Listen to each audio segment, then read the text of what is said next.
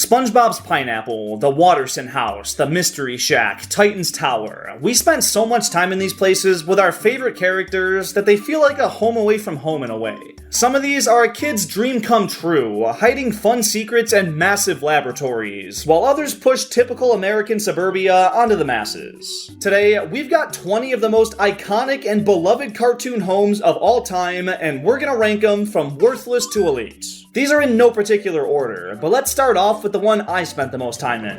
SpongeBob SquarePants' Pineapple is the most iconic landmark in Nickelodeon history, and debatably cartoon history. It's a colorful fruit with a home built inside, and while the exterior is one of a kind, inside the joint is a typical home. It's pretty modest, which makes sense for a fry cook, and the only thing that makes it stand out is the giant library that you have to use a slide to access, which I've always wanted to go down. It's honestly pretty impressive and shows the dude's well read, and he's even got a porch up on top of the house that'd be very ideal for catching some sun. He also lives right next to his best friend and Squidward, and within walking distance to his job. A great location and solid layout will give it a spot in prime real estate tier.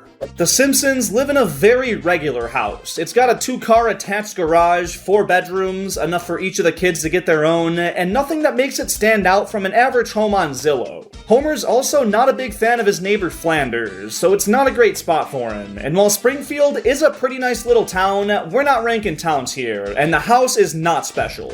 Finn and Jake's tree fort is wildly complex and awesome in every way. Just by the looks of it, this one stands out a ton. The tree itself has so much personality and aesthetic, and the layout is literally everything a kid could ask for.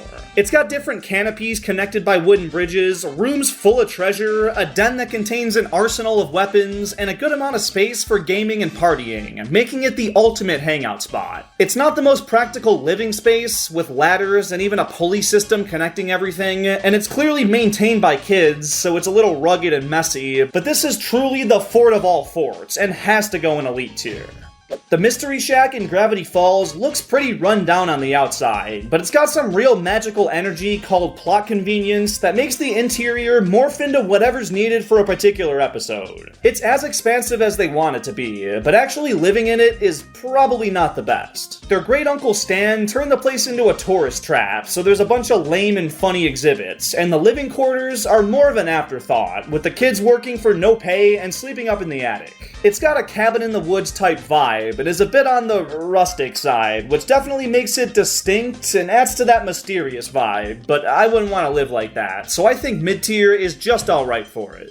The Neutron household is incredibly suburban. Quiet street, clean lawn, a decent-sized home that looks very family-friendly, and not much to make it stand out. That is until you go out back. The shed out here, or really under it, is Jimmy Neutron's lab, which is freaking massive. It can handle a project of basically any size, and it's loaded with gizmos and gadgets galore. He's got so many crazy inventions down here, and if you want to see me rank every single one used across the show, check out that video in the end screen. The lab, though, is overall insane, especially for the time. Like, back in the 2000s, having an AI you can talk to and command was unheard of. Now it's just called Alexa. This place lives up to Jimmy Neutron's ingenuity and has to go in elite tier.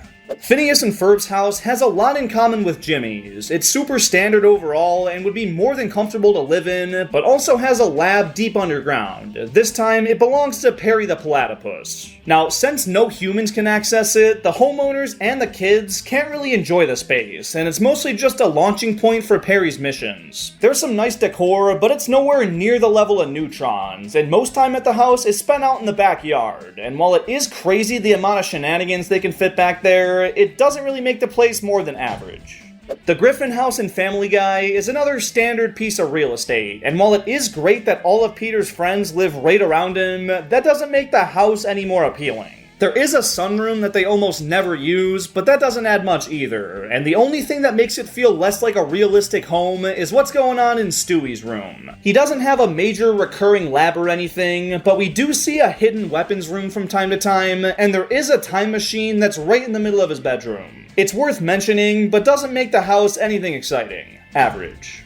Titan's Tower has one of the most iconic and slick designs in cartoon history. And the thing is, it's really simple. It's a skyscraper shaped like a T, but there's a beauty to that simplicity. And unlike some of the other more creatively designed spaces, this one's very functional. All the Teen Titans have their own bedrooms, the common areas are clean, and there's basically everything you'd ever want in a base. You got a gym, floor-to-ceiling windows overlooking the city, volleyball and basketball courts. Yeah, it's a freaking retreat. Being situated on an island probably makes running errands a little annoying, but that's a nitpick if I've ever seen one. This place is elite. And so is my upcoming lineup of videos on this brand new channel, Toon Tiers. If you haven't already, please hit that subscribe button and turn on those notifications. I'm posting ranking content about all your favorite cartoons right here, and I'd love for you to stick around and help the channel grow. Thank you. The Wattersons' house is aggressively middle class. It's the smallest amongst their neighbors, it's not particularly modern or elegant, and Gumball and Darwin have to share a room. Now, it's still more than livable, but for cartoon standards, nothing about this makes me envious, and it's easily the most worthless home we've seen yet. Dexter's lab is basically the same as all the others. It's hidden beneath a regular home, but this space is ginormous, and it's got just as many inventions as Jimmy Neutron. His are much more destructive, though. He's got these massive mech suits that put Jimmy's Robo-Walker to shame. They can stop asteroids and level cities. The lab may be bigger and house some stronger stuff, but in my opinion, Jimmy's both looks better and has more going on. This one's just spacious for the sake of it. Still, finding this much vacant space under your house would make any home prime real estate. The Turner house is another pretty generic one. There are one-off occasions where Timmy soups the place up, and same thing for his treehouse in the back, but it's not permanent, so... The Flintstones house was built during the Stone Age, so it's not as up-to-date as the others, but I'll be damned if it's not more interesting. The way it takes modern conveniences and comes up with prehistoric ways to accomplish the same thing is super clever and funny. They've got a weird-looking creature for a garbage disposal, a rock and horn phone, and a mammoth as their running water. I will say though, relaxing on rock furniture would be pretty terrible on the old back, so it's impractical overall, but still very cool. The Utonium residence is home to the Powerpuff Girls, and the house itself is semi-realistic, but being owned by a professor, it's a lot more expensive and high-end than most of the other houses we've seen. It's got an open floor plan and a very modern, sleek look, and this time, the lab isn't hidden deep underground, it's a normal part of the house, very bright and filled with sciencey stuff. Honestly, it's the nicest house we've seen today, blending the best aspects with the more livable parts pretty darn seamlessly. It's gotta go elite. I want to talk about the classic Peanuts cartoons, but Charlie Brown's house is super run-of-the-mill, so let's cover Snoopy's doghouse instead. It may look small, but the inside is as big as they want it to be on any given day. Apparently there's a rec room in there with billiards and ping pong tables, a ceiling mural, multiple stories, the list goes on. Most famously though, when Snoopy sits atop it and pretends to fly, it takes off into the sky like a World War I fighter jet, and he takes on his arch-enemy, the Red Baron, for some pretty fun scenes. I mean, no other house can literally fly, so this is a lock for elite. The house in regular show is kinda a mansion, not gonna lie. It's got tons of different rooms and offices, and houses Mordecai, Rigby, and Pops. It's located right in the middle of the park grounds, so it's got some pretty nice landscaping, and since they all work there, they don't have a commute, so W. Now, it's not the best kept because the occupants are a couple of bums, and having your boss's office in the home you sleep in wouldn't be ideal, but this is still absolutely prime real estate. The Mickey Mouse Clubhouse screams Disney Jr., but it is somewhat iconic. The architecture is fitting for Mickey Mouse, but almost all of its gimmicks are just unnecessary. Like, the slide sticking out the side defies physics, so it doesn't work, and the hot air balloon hidden in the glove is neat, but it's also the least practical machine for flight. And same goes for the interior. It's spacious, yeah, but a lot of the tech is super cumbersome, and there's not much to it at all. So yeah, it's pretty lame, and since it's less livable than the average house, it's going down in worthless. The Smith household may have some toxic family dynamics, but Grandpa Rick makes it the most advanced home on the planet. Of course, he's got his underground lab beneath the garage, and it has story upon story of sci-fi nonsense that seems to be more expansive than any other characters. Oh, and it's got a sushi restaurant. The house is also equipped with an impenetrable shield, killbots, and turrets, making it more secure than any bunker could dream of. It may look like an average home on the block, but it's got features like no other, and has to go into elite tier.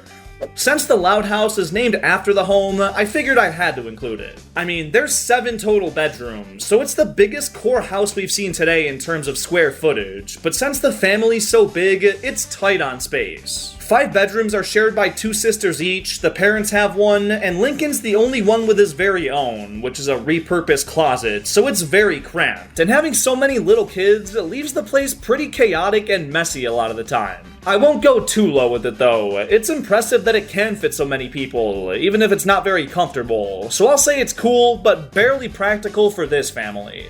Chowder isn't one of the more popular shows out there, but I remember loving it back in the day, and he lives in one of the more unique dwellings we've seen. It looks very eccentric and almost regal, and it's in a great spot right in the center of the city, but it is a home second and business first, Mungdal's Catering. Because of that, it's got a giant kitchen where all the show's antics ensue, and it's a great setup to cook just about anything, but it doesn't come at the cost of the living space. It's not nearly as compromised as something like the Mystery Shack. Chowder still has a decent sized room with everything you need, lots of natural light, a freaking balcony. It's a nice little space, and considering its prime location and utility, it's going up here.